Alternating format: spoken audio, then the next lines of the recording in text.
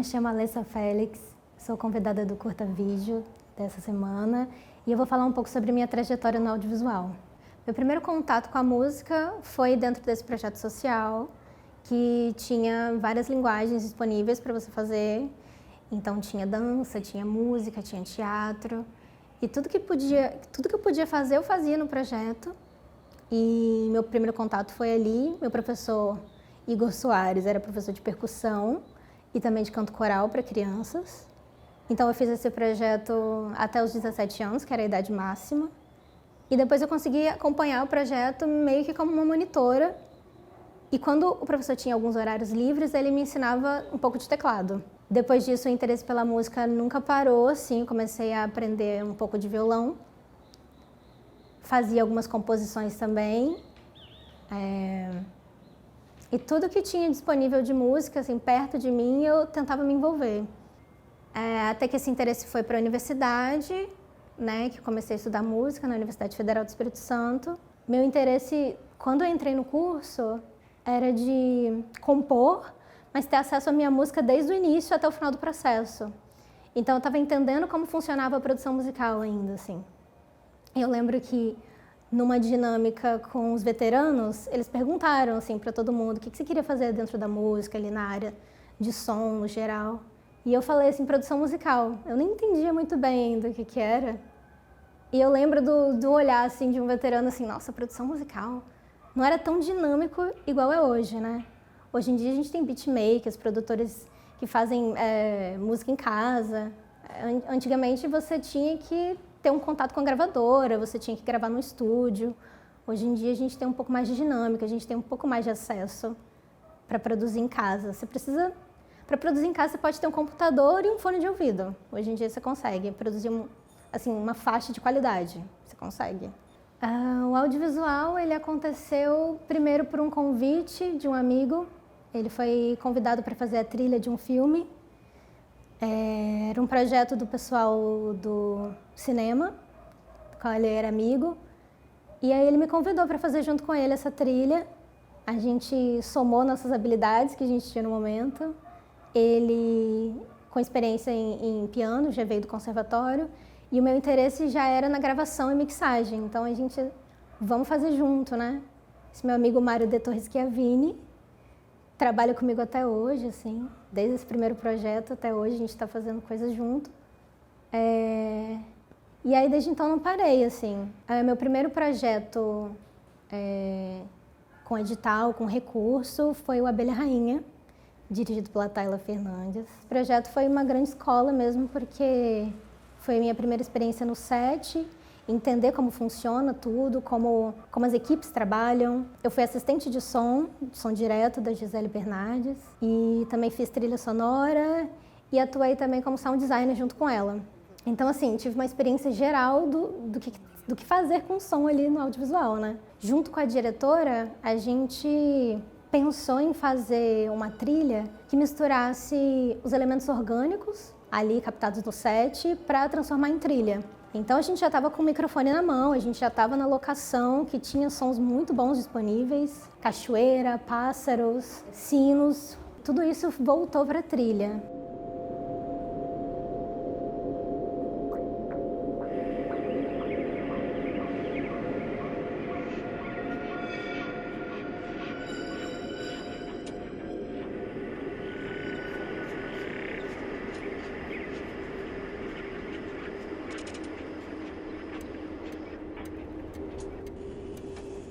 Primeiro, quando eu recebo o trabalho, tem a leitura pelo roteiro, depois tem essa troca com o que os diretores estão propondo, né? O que você quer passar com esse filme, o que você imaginou de som para ele. Então eu tento pegar a maior quantidade de referências sonoras que chegam para mim, vou ouvir, vou estudar, vou entender que referências são essas, de onde elas vêm. E tento somar com outras também minhas, até que chega na outra etapa, que é a etapa de compor, né? Tem essa etapa de pesquisa, depois a etapa de composição, de experimentação também, muita experimentação. No caso de alguns filmes que eu assim, aprendi no processo. E o Remendo foi um empurrão, assim, segurando a minha mão ao mesmo tempo, porque ele me provocou a aprender e a entender outros gêneros musicais, porque o filme é um grande liquidificador, porque ele tem pop, reggae, eletrônico. Quando a gente trabalha com produção musical, a gente às vezes acaba ficando muito preso no gênero que você trabalha.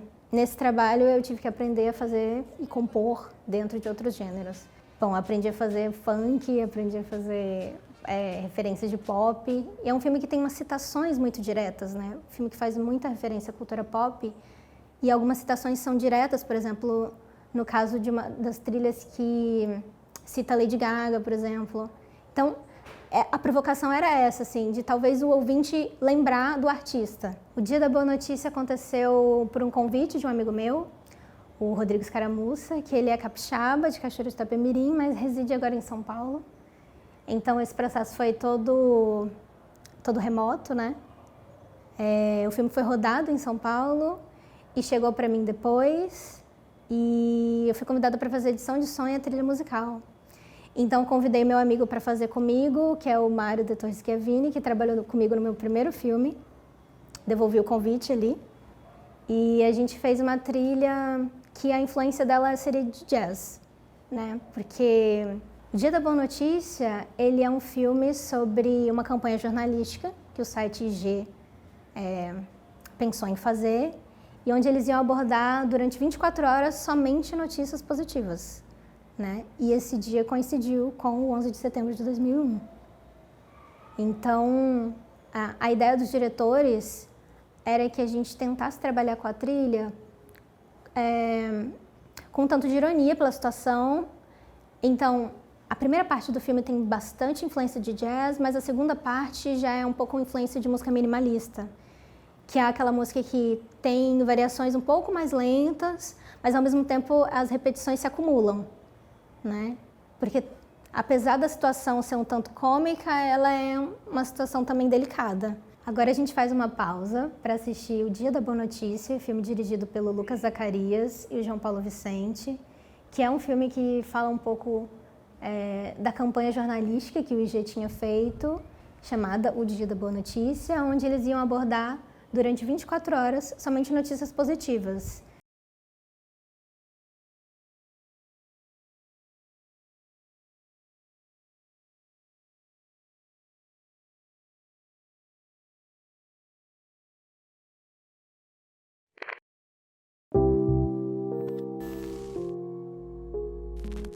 Eu sou Leão Servas, tenho uma carreira cheia de fatos e coisas, mas hoje eu vejo que talvez eu passe para a história como o diretor do Dia da Boa Notícia. Boa Notícia são coisas bonitinhas, um bicho, uma história de superação individual. O tom era esse. Não importa o que vai acontecer, a gente vai ficar com um dia, 24 horas, só com boas notícias.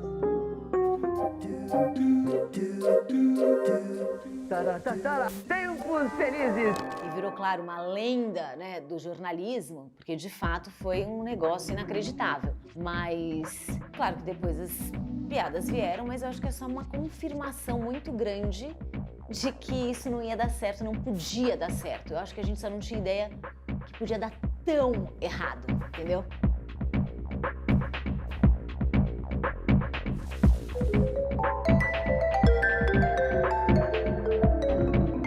World Trade Center. World Trade Center. On the World Trade Center. World Trade Center. They're both towers gone.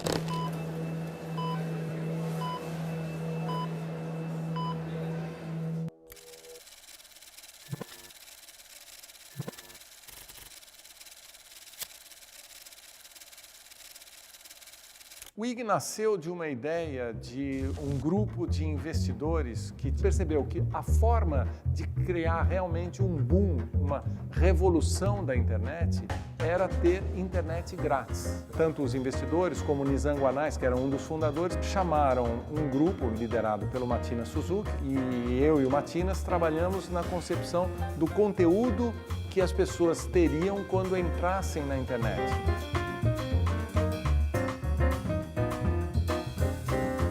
Então eu sugeri a ele que a gente comprasse os serviços noticiosos de todas as agências disponíveis no mercado brasileiro e que a gente fizesse alguma coisa como uma notícia por minuto.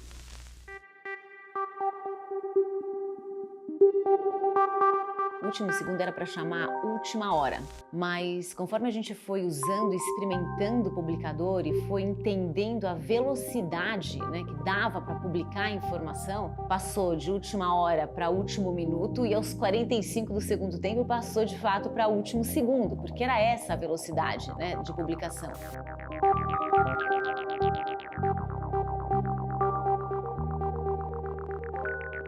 Se você olhar um pouco o nome até dos próprios sites, o site Morango, que era o de ensaio sensual, ele chamava Morango, mas ele tinha uma definição, que era o site sem cobertura, né? O próprio site de celebridades, o Babado, era o Babado, o site com pimenta. Então ele sempre trazia esse caráter um pouco do mercado de publicidade como um produto, né? O Dia da Boa Notícia, eu acho que surge dentro desse DNA de negócios que o IG tinha.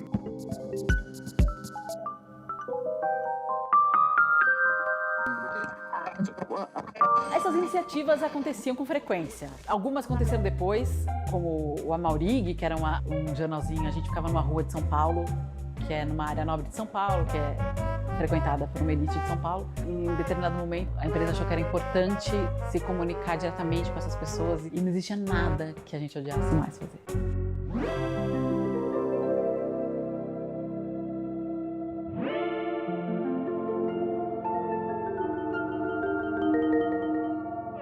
Nas reuniões de pauta nossas, dos editores, falou, e se a gente fizesse um Dia da Boa Notícia? E quando o Matinas falou isso, eu imediatamente disse, não, isso não vai dar certo, por favor. Boas notícias não são notícia. E claro que isso tem muito mais a ver com publicidade do que jornalismo, né? Então os jornalistas não ficaram nada satisfeitos com essa ideia, porque tem uma questão muito prática que é jornalismo, você traz os fatos e você não consegue brigar com os fatos.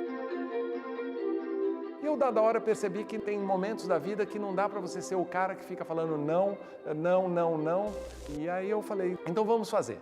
Eu preciso de um mês para, neste um mês, eu porei os repórteres para fazerem reportagens especiais sobre boas notícias. Happiness is beautiful. It's a kind of reality. Happiness is the highest good. Happiness is free. So let's be so very happy. Em algum momento do dia 11 de agosto, nós decidimos fazer o Dia da Boa Notícia num dia 11 de setembro de 2001.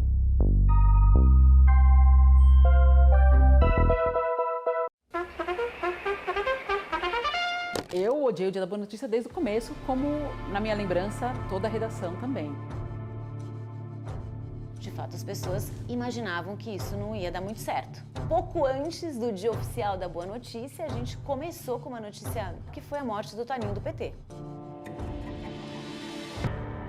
15 para meia-noite, tocou meu telefone e o jornalista Diego Toledo, que era o editor da madrugada, ele me liga e fala, Leão, aconteceu o seguinte, foi morto o prefeito de Campinas, Toninho do PT.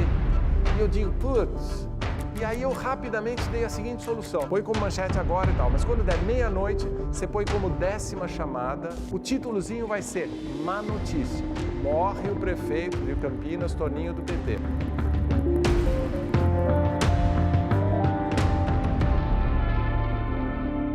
Eu entrava às 7 da manhã, as pessoas mais sêniores chegavam mais tarde para fazer o horário nobre. Estava no começo do meu expediente, 1 hora e pouco, 1 hora e meia do meu expediente. Um avião voou direto num arranha-céu no meio de Nova York. Quando eu estava num congestionamento próximo da Avenida 9 de Julho, tocou o meu celular, atendi, era a chefe de reportagem, que era a Karina Martins. Oi, Leão, é a Karina. É o seguinte, bateu um avião no World Trade Center em Nova York. A gente tem que noticiar. Quando ela falou isso, eu visualizei uma cena de um filme que é um clássico, que era um teco-tecozinho desse tamanho batendo no Empire State Building.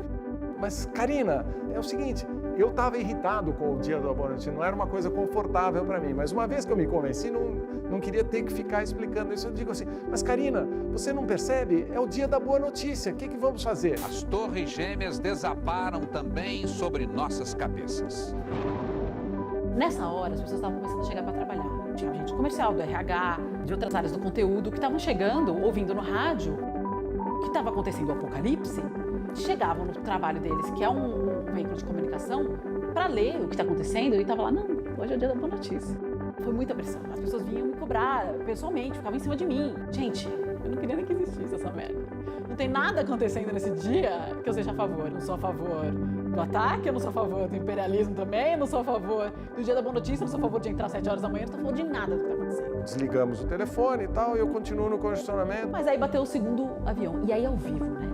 Porque o segundo foi ao vivo. E eu falando, é o dia da boa notícia, veja aqui o cineminha do seu João. Liguei pro Leão de novo. Toca o meu telefone de novo, é a Karina, ela fala assim, Leão, é o seguinte, bateu um outro avião. É terrorismo, tá claro, porque não existe um acidente de 2 aviões assim.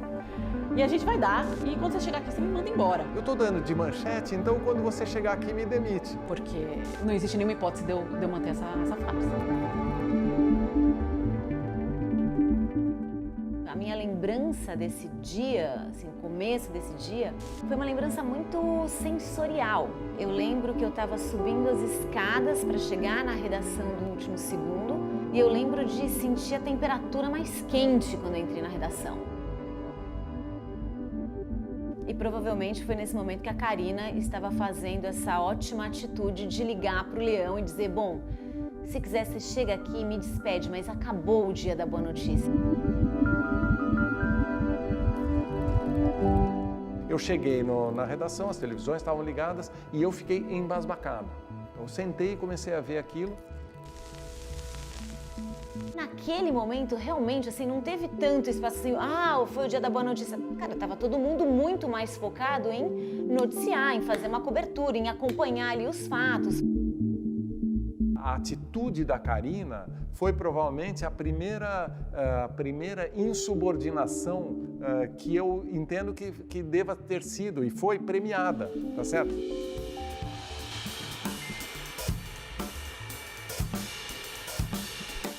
Aí nós fizemos um editorial, que foi um editorial que era muito interessante como peça jornalística, porque ele declara exatamente isso.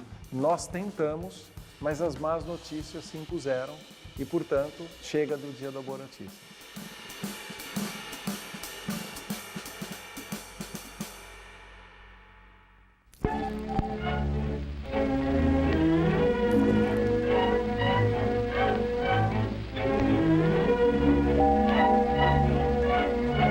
Muitos de nós levamos com bom humor, mas não significa que a gente não tenha noção da gravidade. Não precisava ter acontecido o 11 de setembro para saber que o Dia da Boa Notícia é uma coisa que não se faz. Eu acho, sim, que é super importante você divulgar, dar visibilidade para as boas notícias, para as boas iniciativas. O que eu acho importante do jornalismo é você fazer matérias, você fazer reportagens que podem sim estar num lugar de portadoras de notícias ruins, mas que graças a essas matérias você consegue transformar realidades. Eu acho que o importante é nunca o jornalismo perder o caráter do que é notícia. Mas ao mesmo tempo, notícias que trazem uma inspiração, que trazem um ponto de vista de superação, elas, na minha concepção, elas são boas notícias.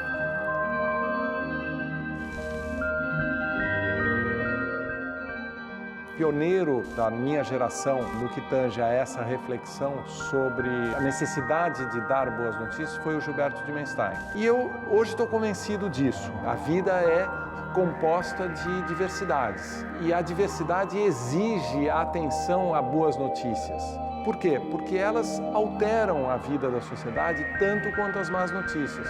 Mas o fascínio que a imprensa devota às más notícias cria uma percepção errada da realidade. Um caso clássico, os americanos morrem de medo da violência e se armam até a tampa. Esse armamento causa uma série de más notícias. Nova York é uma cidade muito mais segura do que jamais antes em sua história, mas os americanos têm uma percepção de que ela continua violenta. A mesma coisa acontece em São Paulo. Nós elegemos políticos dizendo que vão melhorar a segurança, quando objetivamente a cidade de São Paulo vive os melhores índices de violência de toda a sua história. E por que essa percepção negativa? Em grande medida pela imprensa.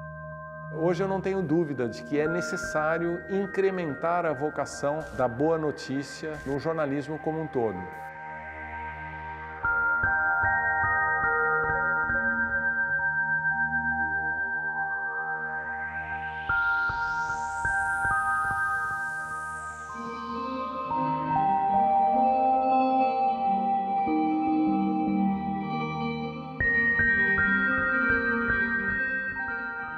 Eu defendo que a imprensa melhore sua atenção às boas notícias, mas eu jamais faria um dia da boa notícia novamente.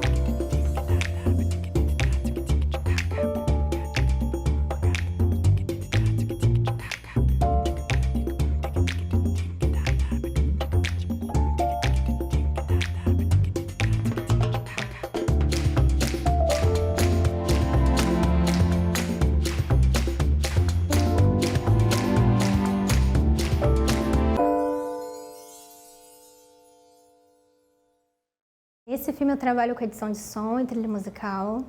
E para quem tiver interesse, ele está disponível no YouTube.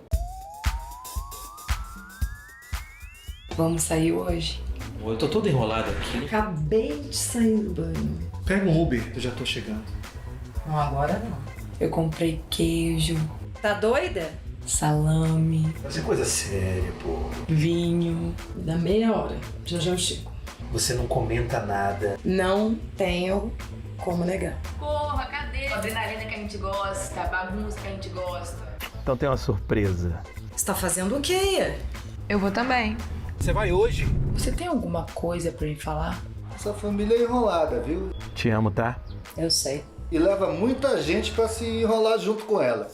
Esse foi meu primeiro trabalho com o Edson Ferreira, chamada Cobrar, uma websérie.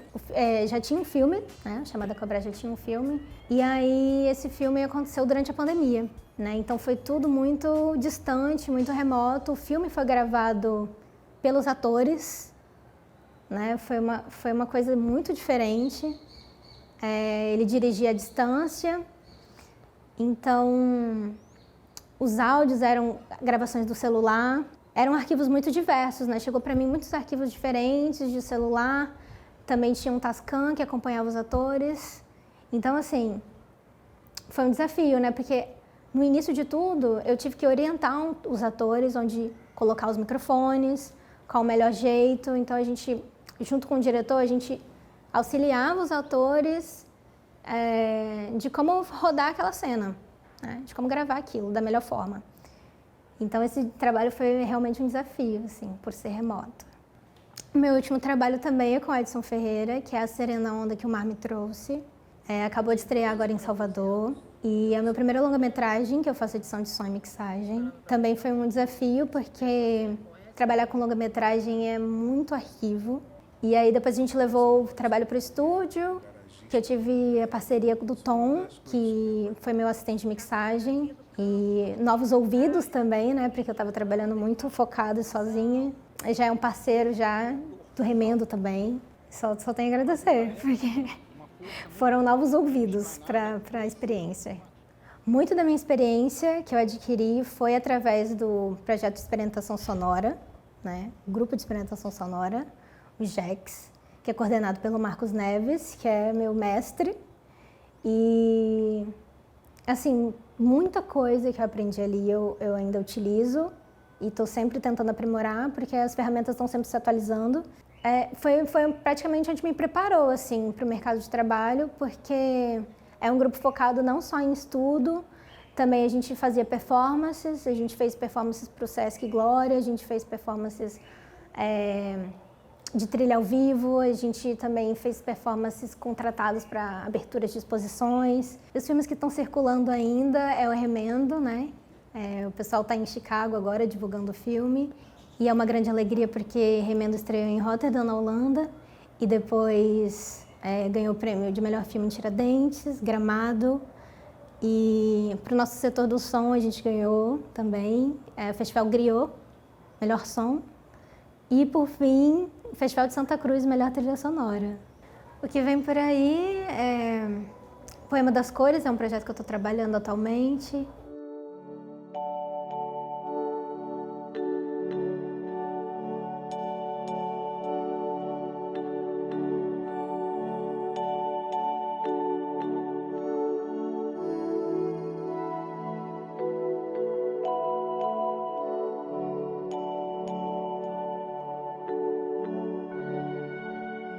Que é uma exposição interativa e de multilinguagem. Ele é uma ideia e criação da Nana Muriel. Ela começa criando um livro de poemas chamado O Poema das Cores, onde ela traduz poemas em cores e depois ela entra em contato comigo e com o Mário Schiavini, que é meu parceiro lá do primeiro projeto, para a gente então fazer uma outra etapa, que seria traduzir para som, né? Então teria a tradução dos poemas para cores e das cores para o som. Então a gente cria um alfabeto sonoro para poder traduzir os poemas e depois a gente faz a parte de musicalização deles. Depois chega a parte de produção, gravação e esses poemas eles podem ser interagidos na exposição com o celular em realidade aumentada. Então quem está na exposição pode ver as animações e ouvir as músicas. E ele está no momento agora itinerante. A primeira exposição foi em Vitória, mas agora ele está itinerante e está indo para Santa Teresa e depois Cachoeiro de Itapemirim. Então, para quem quiser acompanhar as redes sociais, é o Poema das Cores e vamos fazer apresentações musicais durante a estreia e a finalização, né, da exposição. Vamos tocar alguns dos poemas que a gente traduziu. Bom, e agora eu me despeço e deixo meu agradecimento pelo convite, né, da TVE, do Curta Vídeo. É uma alegria muito grande estar aqui. Projetos estão vindo por aí, né? Tô trabalhando num filme que agora é Intervenção Zero, um filme que envolve dança e música. Só tenho a agradecer, agradeço aos meus mestres, né, que eu falei aqui durante essa entrevista, que é o Igor Soares, meu primeiro professor, e o Marcos Neves. E fica o convite aí, Marcos Neves, né? Estamos querendo você aqui. Agradecer o apoio dos meus amigos, da família, e é isso. E até mais. E agora eu volto pro meu casulo, que só queria fazer música e ficar lá.